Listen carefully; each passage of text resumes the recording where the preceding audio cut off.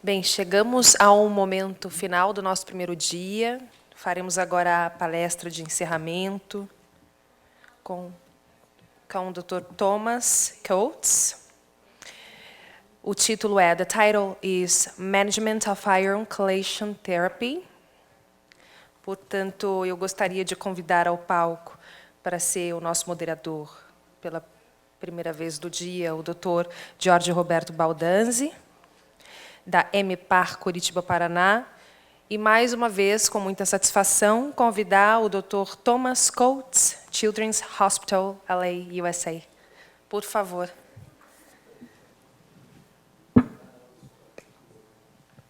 Well, I think there is no need for further presentation, so you can start soon. Please indulge us with a wonderful lecture. All right, thank you again. And this is actually a little bit mixed from the last one. So what I'm not going to talk about is details of chelation, because I know that all of you have a lot of experience, with that. So we'll talk a little bit more about iron loading in a little bit more detail than I did before, about the goals of chelation, and again, trying to sell this idea, which is totally opinion, that we should normalize iron levels in patients.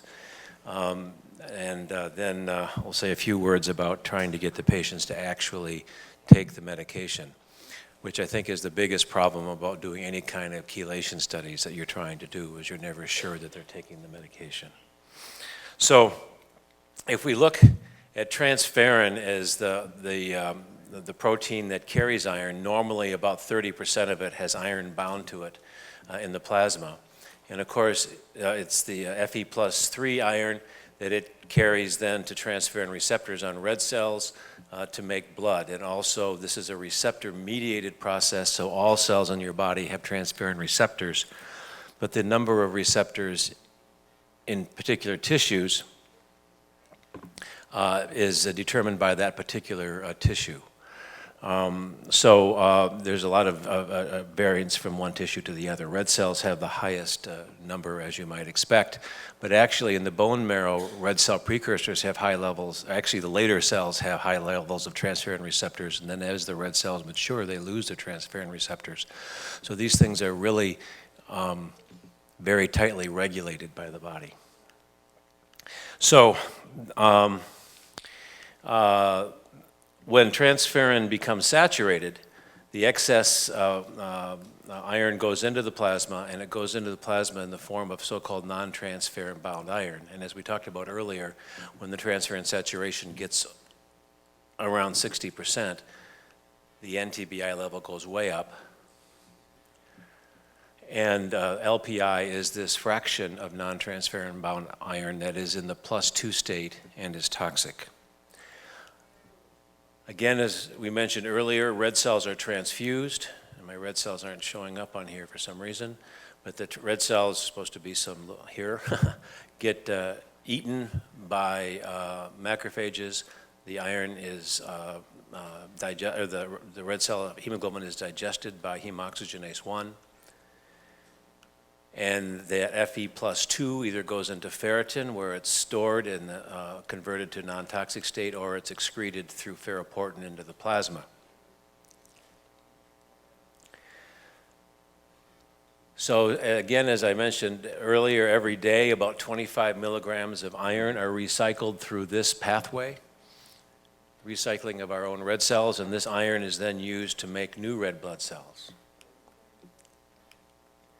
However, if you have ineffective erythropoiesis or the marrow gets shut off, then that excess iron also goes into the plasma, and you get marked elevation of NTBI and elevation of the toxic form of labile plasma iron. The cells in our body have other ion transporters, like the divalent metal transporter and the zinc transporter, ZIP14, and in the heart, L-type calcium channels. These are the channels that regulate calcium entering into the heart that are important for rhythm and contraction, et cetera, in the heart. None of these are designed to transport transport iron, but they do transport iron. And the expression of these channels on different organs is different. Likewise, each of these channels have two different molecular transcripts, one of which contains a iron-responsive element, so its expression is controlled by how much iron is there, and one that does not. So for example, the divalent metal transporter on the pancreas is totally non-responsive to iron. So if the LPI levels are high, the pancreas continues to load regardless of how high the intracellular iron concentration is. In the brain, the DMT1 transporter is highly sensitive to iron. And in the gut, the number of iron sensitive versus iron non-sensitive changes on the position where it is in the intestine. So this is how it regulates that iron absorption occurs in the duodenum, but not in your rectum. Thank God. Okay. So entry of iron into the pancreas, I look at that as sort of a measure of how long you've been exposed to this free iron. So what this means is that the loading and unloading of all of these different organs is different at different times, and it's very different. It's impossible to know how that's going unless you directly make those measurements when you're treating them. So I already made this comment: the transporter and the zinc channels are how the iron gets in, but only the +2 iron, only the Fe+2. And the expression of these is different. And also the expression of ferroportin is different. So if ferroportin is the molecule that removes iron from the cell. So again, in the bone marrow, whether ferroportin is regulated by iron or not depends on where you are in the maturation of the red cell. So there's ferroportin that's regulated by iron, there's ferroportin whose expression is not, depending upon whether it has the iron responsive element or not, and that whole transcription regulation.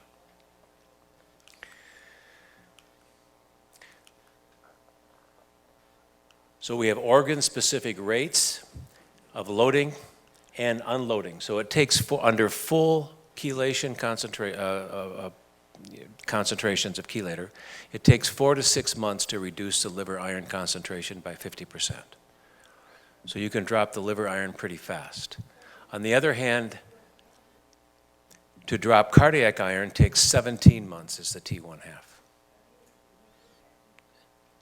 And pancreas and endocrine organs are somewhere in between, they're intermediate in their loading and unloading.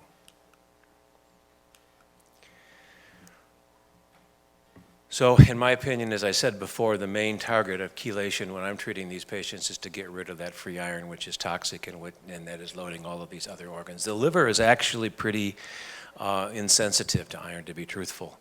It can be really loaded and you can have fibrosis and you get the iron out and the fibrosis will heal. So it's not so bad. The endocrine organs, we don't really know, but they tend, once they get damaged, I think that's the end of them. So you've seen this picture before. This is an MRI of the heart. Here's the liver down here. You can, when the MRI is black, there's a lot of iron, and you can see that this patient has a ton of iron in his liver and also has some iron in the heart. When you tell a patient that they have iron in their heart, they start taking their chelator. And you can see here that the liver is now gray several months later. Liver iron is better, but there's actually more iron in the heart. So when people say there's no correlation between liver iron and cardiac iron, in part this is why. Because the levels change so quickly and because of these psychological factors and how fast you can unload the organs. This is iron loading in young children. Here we have, this is a normal level of liver iron right here. This is, notice, a logarithmic scale. And these are patients that have effective erythropoiesis, sickle cell disease, or patients with thalassemia in black, diamond blackfen, and CDA. These have ineffective erythropoiesis or decreased erythropoiesis. And it's pretty clear that the loading, that the red and the black dots are all in the same area. At 2 years, here we have patients with 10 milligrams per gram dry weight of liver. So you load very, very quickly. 3 years of age, 4 years of age, you already see cardiac iron in diamond blackfen patients. Here's the pancreas, and you can see very clearly, unlike the even distribution here, here's normal pancreatic iron, R2 star. You can see that the patients that have active bone marrow are not loading their pancreas. And the patients that have ineffective erythropoiesis, the thalassemia patients, are loading their pancreas, and they're also loading their heart. So again, this is consistent with this idea that high LPI levels are loading through these channels and transporters into the heart and into the pancreas.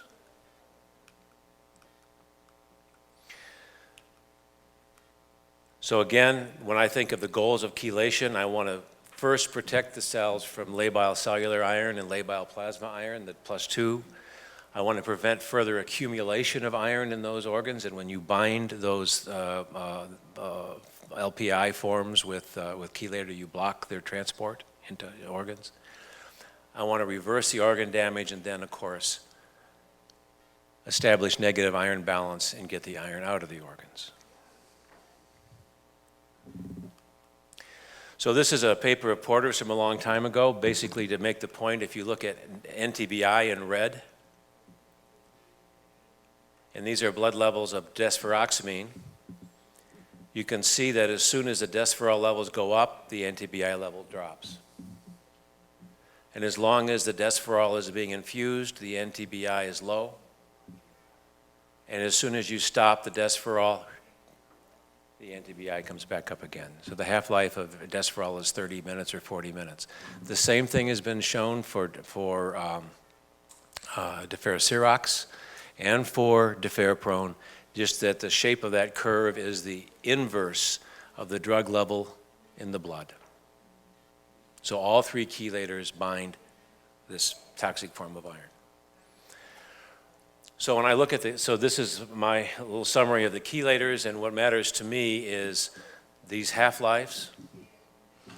And you can use combinations of these medications, and I realize that if I was in the United States and the FDA, Federal Administration, were sitting in the back, which they can do, they would be walking me out of here in handcuffs because none of this is on the package insert. And we only do what's on the package insert. But this lets me combine these things to try to get chelator all the time in the patients. And I think you're aware of the toxicity of these medications, and Fernando talked about the agranulocytosis. And again, I don't know what I could, I was really happy to hear his talk this morning. I don't know whether I can divulge this or not, but at the FDA meeting where this stuff was approved, you remember Susan Sherman? So one of the people, they couldn't find anybody to be on the panel on the FDA. They actually asked me to, but I had to recuse myself because of some comments I had made in public. But the head of blood diseases, when she heard about having to follow blood counts weekly, she said, "This is crazy, why are we doing this?" I don't know if that made it to the record or not, but anyway. So the big problem with this drug is it has to be given constantly because it's a short half-life, and it has some other side effects you're aware of. Deferoprone is very effective, as you know. As we heard earlier, it's the best drug for cardiac function, and it's the best drug for getting into protecting mitochondrial function. And its half-life, I would like to have it be longer, but you have to give it 3 times a day. And it's very well tolerated. We have 120 patients on transfusion. About half of them have sickle cell disease. Most of them have been converted over to deferoprone because they don't take the deferocerox because of the GI toxicity, and it's well tolerated, but not on the package insert. Deferocerox has a long half-life. They've recently introduced this oral form. If you haven't used it, this is a pill rather than a dispersible tablet. This is very well tolerated, so patients seem to be doing pretty well on this version. As with all of these chelators, there's a dose response. This is iron excretion based upon drug dose, and the more drug that you give, the more you excrete. But you have to be aware, if this is the number of how much transfusions are getting. So if you have more iron coming in, then it will require more chelator to get rid of it. Now, people talk, this is just the way I do this, but whether it's right or not wrong, you can decide, but I don't try to adjust chelator dose based upon ferritins or iron levels. I think you're crazy to do this you don't really know how much they're taking, whether they're compliant with the medication or not, and the relationships between the excretion and the dose that you prescribe, which is not the dose that they take, is so variable. So I adjust the dose based on toxicity. I give them the highest dose that's safe based upon their iron level and based upon their renal function and the toxicity that they have. And then as their iron levels come down, I back off on the dose. If your iron level is 3 or 2, you really shouldn't be giving full dose of chelation to everybody. Just another quick point in this equation that you've seen before, environmental factors are important. We looked at these vitamin levels, or this, what we call the veggie panel, vegetable panel. One of my nurses started making fun of me when I was ordering all this stuff, and it's now become the veggie panel in Los Angeles. 37% of iron overloaded patients have undetectable thiamine. Okay? And beriberi, of course, it's the same word in Portuguese, causes heart failure and also CNS problems. We haven't seen any CNS problems. Vitamin C, people say don't give vitamin C if you're iron overloaded, but we have patients that have rickets, they have a vitamin C deficiency, they need some vitamin C. Selenium, 75% low selenium. Selenium is important for all of the antioxidant enzymes that you have. 16% very low ceruloplasmin. You need ceruloplasmin to convert Fe2 to Fe3 so you can remove it from the cell. So if you have low ceruloplasmin, you have a bone marrow picture indistinguishable from myelodysplastic syndrome. You get bone marrow failure and elevated ferritin and ring sideroblasts in the marrow. So we don't like to treat little kids because we're concerned that chelators are going to affect their development, but there is zero data to my knowledge on this. I mean, on chelators causing problems. There is data on the relationship between iron deficiency and cognitive problems in children. We don't start unless they have a high ferritin. We get LIC measurement in all of our patients, and we usually let it get up a little bit just for safety's sake. The most important thing here is we think that we ought to have some chelator present all the time, and we try to achieve that with different combinations of chelators. And monitoring, you know all about that. This helps me when I'm thinking about treating patients. The total body iron is linearly related to how much iron is in your liver. So if you measure the liver iron, you get a good idea of the total body iron. But of course, this doesn't tell you anything about how much is going in the heart versus the endocrine organs. But the liver has got the biggest mass, it has the most iron, but anyway. We measure that now using MRI. Again, you know about this. This is Tim St. Pierre's data using his methodology, which is using the same physics as what John Wood and I published. Actually, he beat us by a couple of months in blood. Correlation coefficient, 0.96. So there's a very good relationship here. And this is, the red line is St. Pierre's regression line on our data. So we get the same thing by these two techniques. Also, by the way, the measurement error is only 5 to 8%. The measurement error with liver biopsy is 17%. A word about ferritin. This is that we found the same thing that Brittenham found 100 years ago. If you follow the 2,500 ferritin along, this is a population of thalassemia and sickle cell patients, liver iron concentration, ferritin. You see, if you follow the 2,500 line across, here's somebody that has a 2,500 ferritin and a liver iron of about 4. And here's a patient that has a 2,500 ferritin and a liver iron of 35. So the correlation here is 0.8, highly significant. If you square R squared, it's 0.64. That means only 64% of the variance is explained by the regression. The variability is huge. We thought for a long time that if you followed the trend of ferritin, that was okay. We knew that the absolute numbers were not so great, but that the trend would be good. So we actually did that experiment. It was triggered by a patient, a single patient with thalassemia. This is her graph. First of all, the blue is the ferritin. You see how much it goes up and down. We measure the ferritin every time we transfuse them, so every 3 weeks. The red is the LIC, liver iron concentration. And she gets to be about 19 years old, and that's when they begin to start to comply. We say in English they get religion. Okay? And her liver iron and ferritin come down very nicely. And then around here, when she's, 24, 25-year-old college student, you see her ferritin starts to go back up, and it gets up to almost 2,000. At the same time, her liver iron is dropping. And what I worry about this is, she's actually, I wouldn't have thought about that. Are you an internist?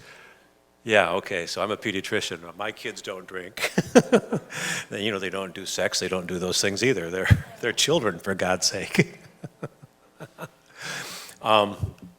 She's a very responsible young lady, and what I worry about this is that her doctor may say, I think you're lying. I don't think you're taking your chelator. And I think that support and these kinds of things are critical for people with chronic diseases. That's my biggest worry about this. So anyways, we looked at these and did a fancy analysis, and we considered correlating to mean you were within 200% correlation between change in ferritin and change in liver iron. So we accepted 200% error. And that was okay 38% of the time. 26% of the time, the ferritin was going up and the liver iron was going down. So we think that this is still a useful test, but making critical decisions, especially with your very low levels about how to chelate, I think it's concerning. So based upon largely the data, the stuff that I talked about in my last talk, and this expectation that they're going to survive, we really try to normalize the liver iron in our patients, if we can do it safely. We are shooting for liver iron levels that are less than 2, and probably 30% or 20 to 30% of our 120 patients are like that. And we actually have seen no serious. We've had a couple of GI bleeds. We've had one case of severe nephrotoxicity with Fanconi's syndrome, but really doing pretty well. Monitoring, you all know about this. I think this is the one point I would say, be careful about making critical decisions based on ferritin alone. Dr. Piga talked about this. Cardiac dysfunction due to iron overload is a true emergency. I mean, real emergency. Admit them to the hospital right now. And I would also echo the point that he made about the steroids. There's significant adrenal insufficiency that's underlooked. And so we just give them a blast, a big dose of steroids when they come with sepsis. You can't hurt them by giving them too much. They can die if they have adrenal insufficiency and you don't do it. So we treat them and think about it later, in that case at least. Monitor organ dysfunction. Don't forget the adrenal gland. And again, as Dr. Piga said, the test may be okay, but you need to, if you really want to prove it, you need to do ACTH stimulation testing. So why does chelation fail? The biggest problem that the drug companies have is they can't design a drug that works if you do not take it. And I'm sorry, Fernando, but your drug has not made any progress in this area. Yeah, okay. So, I love this quotation from Voltaire. He realized this in 1764. The perfect is the enemy of the good. I hear so many times that physicians get all tied up in trying to perfectly follow these protocols and follow what the package insert says. And I think that this is a mistake. I'm all in favor of randomized prospective studies, and Dr. Piga and I have battled this out over wine in the past. I think we are both on the same wavelength. But I think that we have 3 chelators and we should use them and interact with the patient and try to figure out what combination with the patients is going to enable them to take these medications in the face of everything that they have to do every day. And the main principle here is we want chelator all the time to block the MPI. We should resist allowing perfect adherence to drive what we do. We should definitely watch for toxicity very carefully and figure out how to do this, because I am worried about how combination therapies are going to work. But Fernando's seen this before. We need to continue to seek the truth, but we need to stay away, as far away as possible from people that think that they've found the truth. Thank you. Thank you, Dr. Coates. So we have time for questions. And Fernando would like to start it. Tom, one of the slides that you showed was John Wood's publication on the iron removal from the heart and liver, showing that the patient became adherent to chelation once he realized there was iron in the heart. And then, as a follow-up, there was less iron in the liver, but the iron, I don't know if it was increased or have no change. So, and the question is that you remove iron from the liver first and then from the heart. I think that's right, but not for all three chelators. There's a difference in there. Well, I don't think that the order, in that picture, I was simply trying to make the point that the iron concentrations are different in the liver and the heart. I'm not trying to imply. I think when you have chelator present, you stop loading the heart and you stop loading the other organs. And if you have chelator there all the time, the liver is going to unload probably faster because we know the half-life of unloading. But I wasn't trying to imply any cause and effect there with that picture. Okay. Oh, it was just one thing that's because I think there's always this view that is the iron removal is from the liver first and then from endocrine or heart later. I don't think that's correct. I agree with you. But I do think, and we'll see what you think about this, that if you have a lot of iron in the liver and somebody doesn't take their chelator for 3 or 4 days and their LPI levels are astronomical, they're going to start reloading their heart again really quickly. So I think there probably is some connection, but that's, in my mind, that's probably what it is. It's not related to the rate of loading or the rate of unloading. The liver can load through transferrin receptor 1, transferrin receptor 2, also through developmental transporters, through all those mechanisms. So it has lots of ways to load. So it loads pretty quickly and it unloads pretty quickly. But I don't think that there's any connection that way. Yeah. Now the second point, just to address about this chelation. You, I think you have defined very well that the best chelator is the chelator the patient can tolerate, right? No matter what it is. If they can take it, this is the best chelator for them, okay, no matter what. But one thing that I think I want to address about what you mentioned about the Ferritin, because taking 3 times a day is not easy. Taking 3 times a day. But I think there are data now from epidemiological studies, and Maggio has shown this in Italy. For some reason, even if you do not comply very much with the Ferritin, there's an improvement in iron toxicity, not exactly iron overload, but iron toxicity. Improvement in heart function, and also improvement in survival, even if you're not very adherent with the Ferritin. So there's some reason there that is chelating this free iron somewhere. So I agree with you 1,000%. Okay. And again, in the United States, we don't have nearly the experience that the Greeks and the Italians do and people in the other part of the world. So I have to say that to start with. I'm a little bit embarrassed. I don't want to sound like I know it all, but so we have a number of these single patients that have been instructive. And when I said you should not adhere to what the package insert says, that means you take your XJ daily and you take your XJ once a day, or your deferriprone once a day. I mean, that's a modification that we would think about. Now, I'm not going to say, I'm not telling you that we push this primarily. We try to have chelator circulating all the time, but if that's what I need to do, and our first patient that we ever treated with your help is a patient with thalassemia major who had anaphylaxis from Desferal, was in the intensive care unit 3 times on pressors, still has a cardiac T2 star of 4 to 5, 10 or 15 years later, and takes his deferoprone once a week if we're lucky, 2 or 3 times a week if we're really lucky, and his ejection fraction has been greater than 70% for that entire time.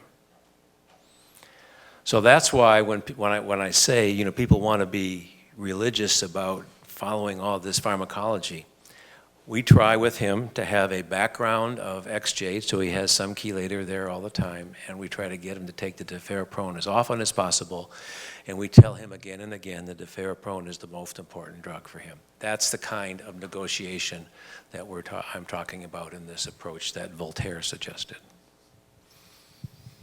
If George allows me to make one more question, otherwise I'll ask someone else. Well, it did not depend only on me. I have nothing to do. Okay, then let me ask one more question, because you're suggesting that chelation therapy starts at 2 years of age. But I Arbitrarily. Well, the thing is, I would agree with you that this should be appropriate 2 or even 3 years of age for Desferal. Yes, For we'll the agree. oral chelators, because there's lower affinity for iron, most likely there's much lower risk of toxicity.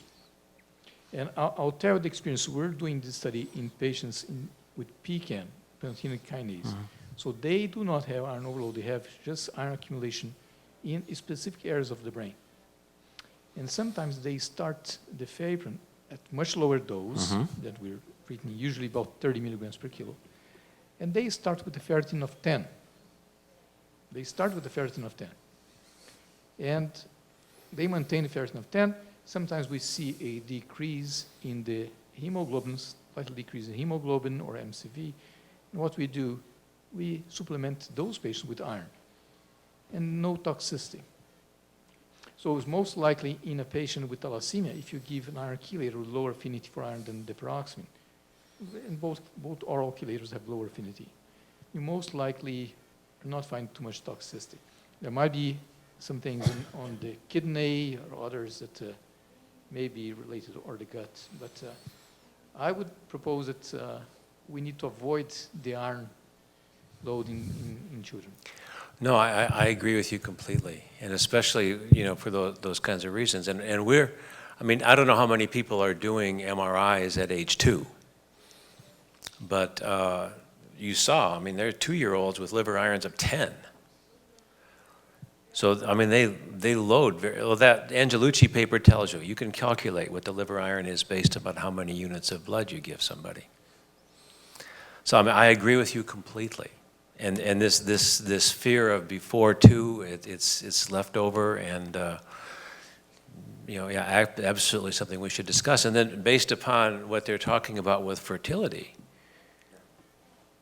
and the fact that we know deferoprone is an effective mitochondrial iron protectant, maybe we should think about 30 milligrams per kilogram starting at 6 months until they get to an older age, and then go up and follow developmental. I don't know. There's a lot to be known. I agree completely with you, Fernando. Along the same line, if you're talking about ferritin, and I totally agree when you say that iron in ferritin is ferric, so it's not exactly the one that's causing the problem. It only means that you had iron +2 before. And we know ferritin trends do not serve any purpose to change your chelation therapy. What should we do about using ferritin levels? Like, what's it useful for? Stop. No. Before, we used to use ferritin levels to determine therapeutic index, because we were afraid that deferoxamine would be toxic in patients that had low ferritin. But now, what should we do with that? Well, I mean, again, this came up a little bit earlier. I mean, we have patients with ferritins of, 200, even 100, even lower than that have high liver irons, and we keep chelating them. we use it, I mean, it's cheap and it's fast and it's easy. So the way that we use it in our clinic, and we get ferritins every 3 weeks, is if the patient, if we think that they are taking the medication and the change in the ferritin is consistent with somebody who is being compliant, is taking the medication, then if the ferritin is steadily coming down, we may check an MRI in 15 months or 18 months instead of checking it at 12 months. If the ferritin, and I get calls about this all the time, they started somebody on chelator and they're 3 or 4 months or 5 months out and the ferritin hasn't changed. My response is, so what? I mean, it can take longer than that. So if we think somebody is taking their chelation and the ferritin just doesn't make sense, we jump in and get an MRI. So that's how it helps us. I don't think that it's useless. And in many places, it's all you have until we find something better. So I think we all know that IL-6 and inflammation markedly increase ferritin production. Iron also, Fe2 inside the cell, triggers transcription of ferritin. The ferritin is entirely intracellular, except what leaks out. So if you have damage to cells, it's released, just like LDH is when you get liver damage. So we've seen ferritin go from 2,000 to 50,000 in 48 hours in people that get liver infections.